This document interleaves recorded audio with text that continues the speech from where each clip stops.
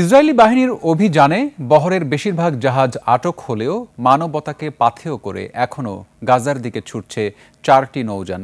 এরই মধ্যে প্যালেস্টাইনের আঞ্চলিক জলসীমায় ঢুকেছে 2টি জাহাজ।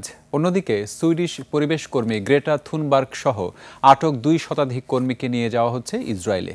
বিস্তারিত নাইম আহমেদের ডেস্ক রিপোর্টে।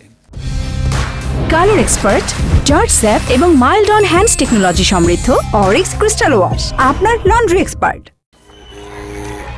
প্যালেস্টাইনে গাজাবাসীর জন্য ত্রাণ ও সংহতির বার্তা নিয়ে যাত্রা শুরু করেছিল 44টি জাহাজ এবং 44টি দেশের প্রায় 500 কর্মী নিয়ে গঠিত গ্লোবাল সুমুদ ফ্লোটিলা। স্পেনের বার্সেলোনা থেকে শুরু হওয়া এই ঐতিহাসিক যাত্রা মানবিক সহায়তা পৌঁছানোর পাশাপাশি বিশ্ববাসীর কাছে গাজার দীর্ঘদিনের অবরোধের চিত্র তুলে ধরাই ছিল এর মূল উদ্দেশ্য।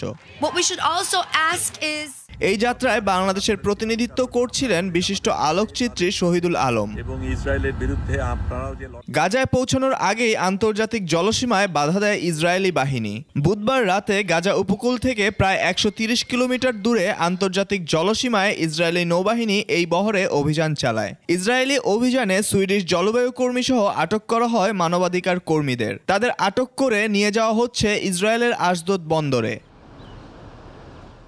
তবে ইসরায়েলি বাহিনীর চরম বাধা ও ঝুঁকি উপেক্ষা করে ফ্লোটিলার মাত্র 4টি জাহাজ এখনও তাদের যাত্রা অব্যাহত রেখেছে।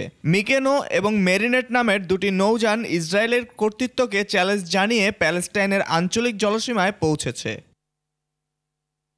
বাকি 2টি জাহাজ সামারটাইম জং এবং শিরিনে রয়েছেন আইনজীবীরা। ধারণা করা হচ্ছে আইনি সুরক্ষার কারণেই তারা এগিয়ে যেতে সক্ষম হচ্ছেন। প্যালেস্টাইনের পররাষ্ট্র মন্ত্রণালয় স্পষ্ট জানিয়েছে, আন্তর্জাতিক আইন অনুযায়ী প্যালেস্টাইনের জলসীমার উপর ইসরায়েলের কোনো সার্বভৌমত্ব নেই। আটক কর্মীদের নিরাপত্তা এবং মুক্তির বিষয়ে বিশ্বজুড়ে সৃষ্টি হচ্ছে কূটনৈতিক চাপ।